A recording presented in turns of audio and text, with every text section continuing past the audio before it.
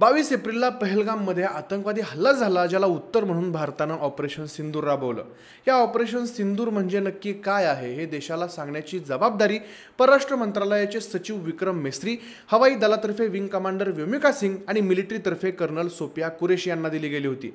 ह्या त्याच सोफिया कुरेशी आहेत ज्यांचा काल मध्य प्रदेशमधल्या भाजप मंत्री विजय शहा यांनी भर सभेत पाकिस्तान्यांची बहीण असा उल्लेख केला। पण कर्नल सोफिया कुरेशी या पाकिस्तानी लोकांची बहीण नाहीत, तर त्या देशभक्त अधिकारी आहेत आणि देशसेवेसाठी त्या फक्त एकट्या नाही तर त्यांचं अख्खं कुटुंब देशसेवेला वाहून घेतलंय। कसा राहिलाय त्यांचा कौटुंबिक इतिहास जाणून घेऊयात आजच्या व्हिडिओच्या माध्यमातून। नमस्कार मंडळी, मी आशुतोष आणि तुम्ही पाहताय .com अर्थात carry on Marathi. Colonel Sofiya Qureshi यांचा जन्म एका प्रतिष्ठित आणि देशभक्त मुस्लिम कुटुंबात झाला। त्यांनी बायोटेक्नॉलॉजीमधून पदवी घेत आपलं शिक्षण पूर्ण केलं। त्यांनी लष्करात दाखल होण्यासाठी कठोर प्रशिक्षण पूर्ण केलं। त्यांचे धाडसी वृत्ती, नेतृत्व गुण आणि प्रबळ इच्छाशक्तीमुळे त्यांनी लष्करात आपलं वेगळं स्थान निर्माण केलंय। 2016 साली त्यांनी इतिहास घडवला, जेव्हा त्यांनी यूएनच्या संपूर्ण बटालियनचं नेतृत्व केलं। त्यांनी यूएनच्या फोर्स 18 या बहुराष्ट्रीय लष्करी सरावात 500 सैनिकांचं नेतृत्व केलं।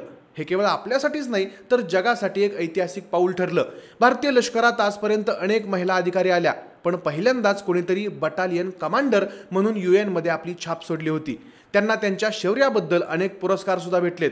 त्यांना लष्करी पुरस्कार भेटला, विशेष सेवा पदक, ऑपरेशन विजय पदक, ऑपरेशन पराक्रम पदक, सैन्य सेवा पदक, विदेश सेवा पदक आणि 75वे स्वातंत्र्य दिन पदक।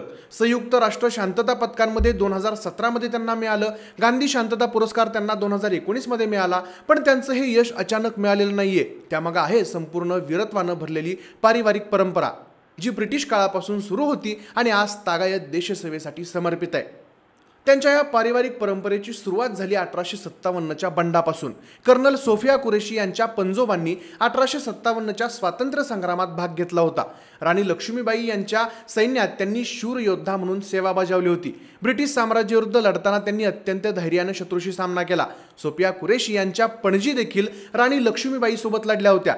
त्या काळी महिलांना युद्धभूमीवर लढण्याची परवानगी नव्हती, पण त्यांच्या पणजींनी अपवाद ठरवत रणभूमीत प्रवेश केला होता। हा इतिहास केवळ त्यांच्या कुटुंबासाठीच नव्हे तर समस्त भारतीयांसाठी गौरवाची गोष्ट आहे। पुढच्या पिढीत सोफिया यांचे आजोबा देखील भारतीय सैन्य दलात दाखल झाले।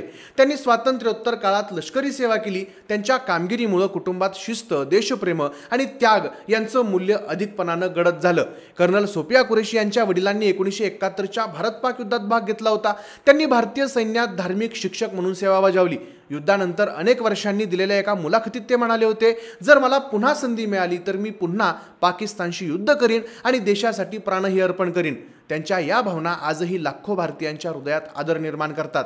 कुटुंबातले हे सर्वजण लष्करी परंपरेतून आलेले असल्यामुळे लहानपणापासून सोफिया यांच्यावरती शिस्त आणि देशसेवेसंबंधी संस्कार झाले। घरातलं वातावरणच असं होतं की देशसेवा हेच सर्वोच्च साधन आहे। त्यांची आई एक सशक्त आणि आधुनिक विचारांची गृहिणी। त्यांनी मुलींना मोठं स्वप्न बघावं असा आत्मविश्वास त्यांच्या मनात निर्माण केला। कधी कधी आपलं यश आपल्या हातात असतं, पण त्यांची मुळं आपल्या पूर्वजांच्या बलिदानात असतात। कर्नल सोफिया कुरेशी हे त्याचं जिवंत उदाहरण आहेत। त्यांच्या रक्तातच वीरत्व आहे, 1857 पासून 2025 पर्यंत, आणि म्हणूनच त्या फक्त एक अधिकारी नाहीत तर एका महान परंपरेच्या वारसदार आहेत। त्या कोणत्याही पाकिस्तानाची, कोणत्याही दहशतवाद्याची बहीण नाहीत, त्या देशभक्त अधिकारी आहेत। कर्नल सोफिया कुरेशी, आम्हा सर्व भारतीयांना तुमच्यावरती गौरव आहे। जय हिंद, धन्यवाद।